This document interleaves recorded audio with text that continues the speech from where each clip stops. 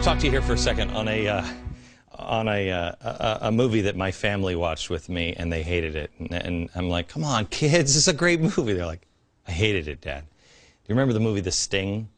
I know, it stars Robert Redford, and you avoid everything with Robert Redford, I know. But I thought this was a great movie. It's about a bunch of men who are con men, who set up an entire fake gaming facility to pull off a huge rip-off con because somebody has wronged them. They set it up so all the dealers, all the cashiers are in on it, and the mark has no clue. Because if the mark has a clue that they've set them up, if the mark has a clue that they were the ones stealing the money, they're all dead. So when the con goes down and the money finally changes hands, the mark has to have no idea that he's just been had. Well, I think that movie in real life is playing out again. And guess what? Congratulations, you have a starring role. You are the mark. But you don't start with the mark. You start with the setup. The setup has been happening now for quite a while. It's been happening for years. But the sting is right around the corner.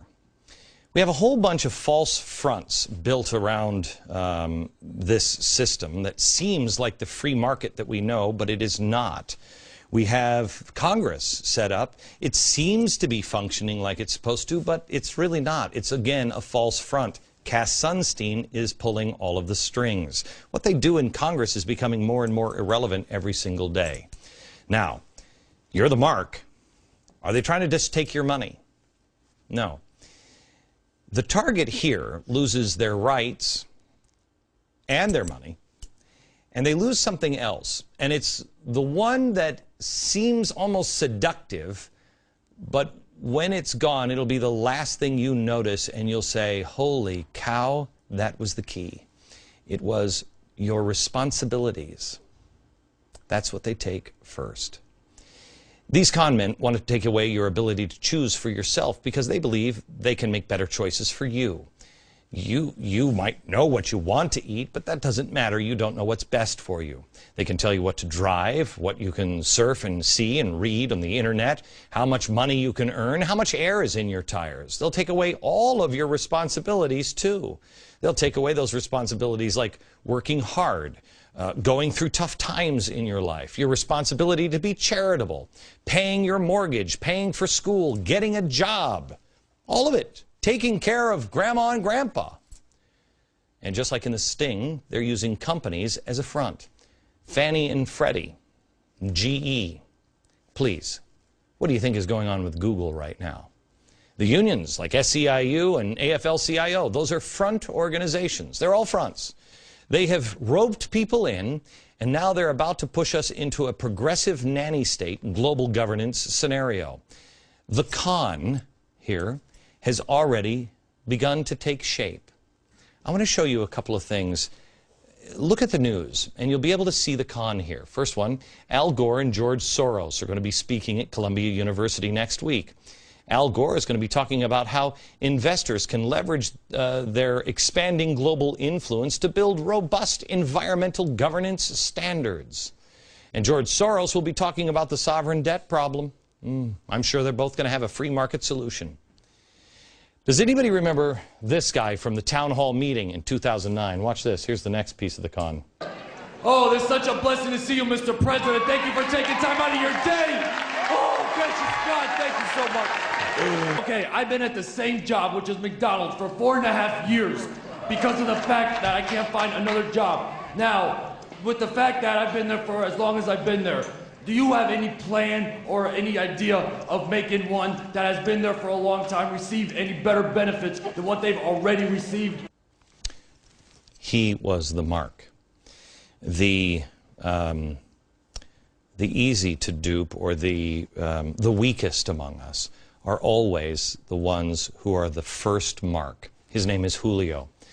The president said yes, he's going to put together health care. This is back a year ago. But really, Julio finally got his answer today. Remember, he worked at McDonald's, and he wanted better benefits. Here's the story today.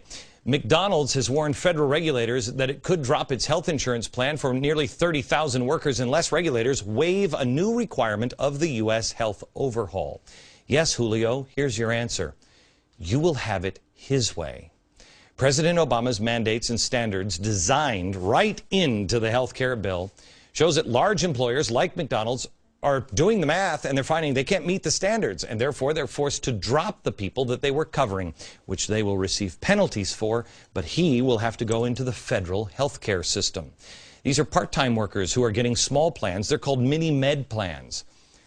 But it was how they were all had, because now they have nothing. 1.4 million people across the country are affected by this. 1.4 million people are going to have their health care dropped because of we're trying to get the poor on health care. But don't worry. Progressives will be there to save the day because they already are. You see, they start with the solution. They know what's best. And then they create the problem or exploit the problem intentionally. So that way, you eventually, like Julio, go to them and beg for the solution because the big bad McDonald's has just taken away your health care. That's what they do. Artificially create a problem to run in and save the day with a solution that they wanted in the first place. The president is responsible for this. But he'll be the knight in shining armor and he'll sweep everyone into government health care because remember, that was his goal. His words. I happen to be a proponent of a single-payer universal health care plan. A single-payer health care plan, universal health care plan. That's what I'd like to see. But as all of you know, we may not get there immediately. We may not get there immediately. You were set up. You were the mark. And the sting is about to go down. Back in a minute.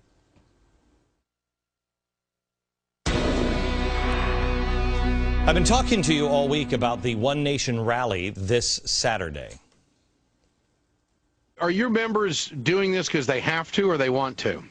My members are doing this for both reasons. They have to and they want to. They're ready for a fight. That should make you a little, it should wake you up a little bit, America. Maybe drive you to your knees. I want you to watch because the sting is not happening yet, but the con is really winding up. This weekend is important because remember, you are the mark. If you're on the fence or you're not really sure what's really happening in your country, you better pick up the pace. But start with listening to your gut. You know something's not right. If you already know that you're being set up and you're going to be shoved into some anti-colonialist, Marxist, or global governance system, I don't know what it's going to look like in the end, you need to wake others up. You need to take the 40-day and 40-night challenge. It is a blueprint for national survival. You have to do that. And here's what really, in a nutshell, it is. Clean out your own life. Be peaceful. Be strong. Know what is true. Tough times are coming. You need to be a shelter for others. It feels to me as though the seasons are about to change. Remember what these activists are good at. These activists are great at one thing: dividing, disrupting, agitating. They've been good at it. They've been doing it since the 1960s. And this is their shot. They have been waiting and building since the 1960s. Well, if you've just been agitating and everything, well, you're not good at ruling. And you've seen that, right? We're on to them. We know who they are. We know this is a nightmare. But they're about to go back to agitating. Because once they lose control of the House, they have to. That's what they're good at. You must overwhelm them in numbers. Get out and vote this November. Get someone else to vote. I don't care how they vote, just get them to vote. Get off your couch, get your neighbors off your couch, be proactive. You just make sure, are you registered to vote yet? Register to vote. Make sure people in your neighborhood are registered to vote. Get them out in droves and then stand peacefully arm in arm. Because I fear the trouble is just about to begin, and it will only get worse. The sting, I believe, happens maybe after January. If I'm right, there's not going to be a lot of people in Washington that will offer peaceful leadership, and our streets will not be peaceful. They will start protesting and agitating again. The peaceful leadership role, unfortunately, I believe, will fall on your shoulders. Be ready to accept that challenge.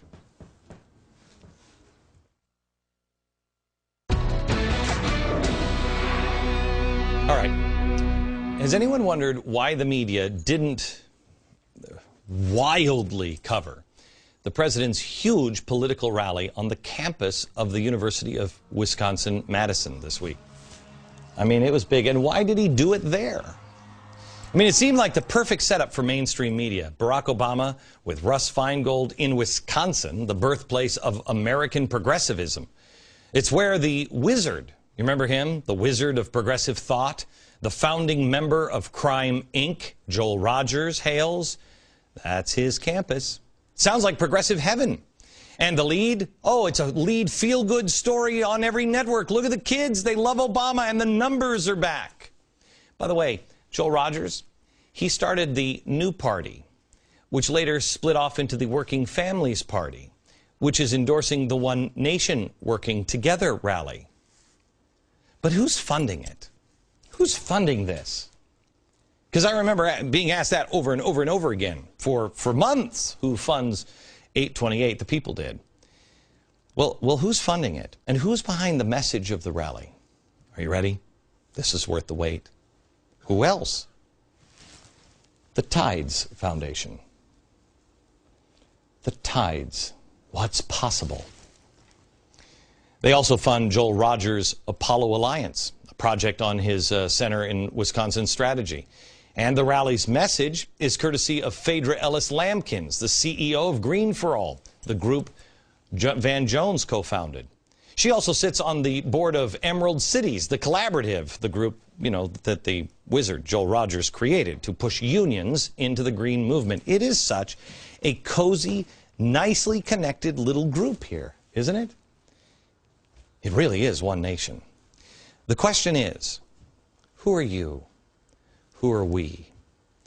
Are you one nation working together with the communists, the radicals, the revolutionaries that want to fundamentally transform America? Or are you these people? Are you these people? One nation who came together.